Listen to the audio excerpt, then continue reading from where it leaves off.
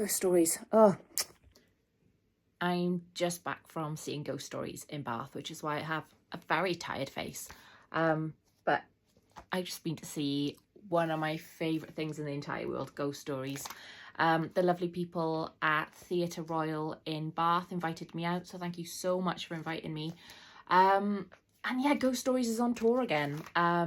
It's so exciting for me to be able to see it again. I think I saw the last production of Ghost Stories before it shut down for COVID in Cardiff back in 2020. And I never thought I'd get to see her on stage again. So this was a really emotional moment for me getting to see it again. This is my 5th time seeing Ghost Stories. It's my absolute favourite thing ever. And I'm going to try real hard not to wang on too much because I'm real tired and it's way past my bedtime. Put that down. But it was great. It was great to see her back on stage. The Theatre Royal in Bath is beautiful. It's the prettiest theatre I've seen it in. I've seen it in 4, 5? I don't know. But it is the most beautiful of all of them. Really, really odd juxtaposition of such a beautiful theatre and then being scared on stage. The cast for this production was great. I've seen quite a few different casts over the years and I've got my favourites because of course I've got my favourites. I have Ghost Stories flavour autism. I know so much about it. I'm such a Ghost Stories nerd, which I'll elaborate more about at some point, but the cast were great. I'm gonna look down to see who they are because I'm not gonna remember their names, but I'm gonna pop in their pictures so you can see how lovely they all are. So in the lead role of Professor Goodman was Dan Tetzel. The very first time I saw it, Andy Nyman himself, not mentioned yet, but he wrote and directed the play alongside Jeremy Dyson. He played Professor Goodman in that production and he was fantastic. So every other Professor Goodman I've seen since isn't as good as Andy Nyman. But they're all fantastic. And they've all had slightly different takes on Professor Goodman. And this guy was absolutely great. He was great at the physical parts of the role.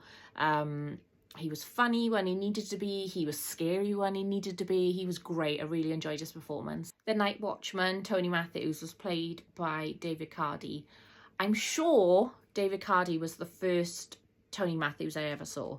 So he has a special place in my little Ghost Stories heart as the first Night Watchman I ever saw perform. I'm 90% sure it was. So it was really lovely to see him on stage again. He's great.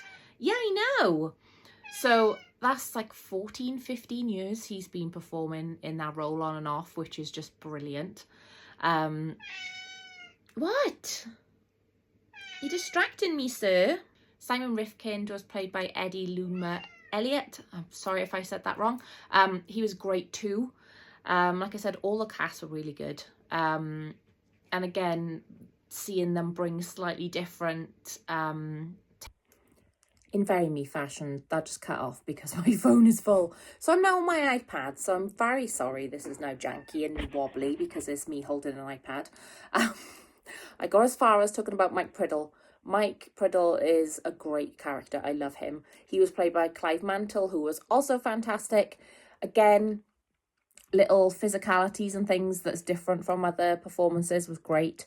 There were slight tweaks to the story because obviously it's 15 years since the first production, and not tweaks to the story, tweaks to the script. It was only 1 or 2 little tweaks I picked up on. So it's cool that there's little things that have been updated as well. It felt great to sit and be in our audience again. The energy in the room from so many people being scared is just brilliant. And I find that I get really excited hearing everybody screaming because I know what's coming. I know the beats, I know the timings, I know when things... I still jump, but I know it's coming. And it was a really young audience. I've never seen it with such a young audience, and they were screaming their heads off. And I could hear somebody a couple of seats across from me saying, "That's recorded screaming, that's not real." And I wanted to lean over and be like, "Psst, they don't do that. That's real screaming. But then when we got out of the theatre, I saw how many teenagers were there. It's advised that it's 15 and above.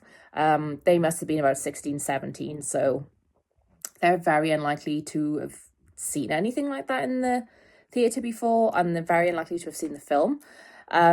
So they were screaming their heads off throughout it. It was so funny. Showed my little programme. Really excited about this programme. I'll have to show you one day because it's amazing. I have a programme from my first, from my first performance, and it's huge. It's got loads of stuff in it. And they've updated it. There's some extra things in there, including a little like 15 years on segment with Jeremy and Andy, which I'm really excited to read because ghost stories nerd, we love these things. Also, what I was really excited about, I got merch. I've never been able to get merch before. So, not a spoiler, but a pin. This was out before the show, so it doesn't count as spoilers because it was in the foyer. But I managed to get a Meow Meow pin. It probably means nothing to anybody unless you've seen it. And then I was really excited to get it. So I have one hand now because I'm holding my iPad because I'm 100 years old filming things on an iPad. But I finally just have a basic Ghost Stories t-shirt and I'm so excited.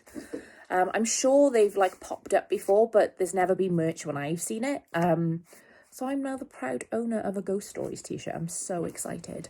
My only one thing about the production, and I'm not sure whether it was because it was the first night in a new theatre, so there were some things that needed to be tweaked a little bit. Obviously, every theatre is going to have different things with lighting and sound, so it's going to take a little while to adjust. Or I don't know whether they've tweaked it a little bit for the tour, but it was a little bit lighter than the previous times I've seen it. Now, I guarantee anyone who hasn't seen the play as much as me will not notice, but I notice little things that you shouldn't be able to see. And for me, that was very exciting because it meant that stuff that I don't normally get to see very clearly, I could see a little bit better because it wasn't as dark as it normally is. So I don't know whether that's just where we were sitting. We had really good seats with a fantastic view of the stage. I just don't know whether there was some like ambient lighting that just made the whole thing a bit lighter, or whether it was just the stage wasn't as dark. Why are my cats fighting? This is what happens when I make videos. Or whether it was that it just wasn't the right lighting. I've joked many times to my friends that I should be like the tech coordinator for the touring Ghost Stories, because the last time I saw it, the sound cues were slightly off, just like the tiniest bit. Nobody would notice, but I noticed because Ghost Stories autism. But overall it was fantastic. I had such a good time. My one of my besties, Lucy, came down and she'd seen the film, hadn't seen the play before. She really enjoyed it. She was just as nervous as I was, despite me seeing it loads of times. And she really enjoyed it. She was really clever. And what I love is that you can see the film, you know the story, but you don't know how it plays out on stage.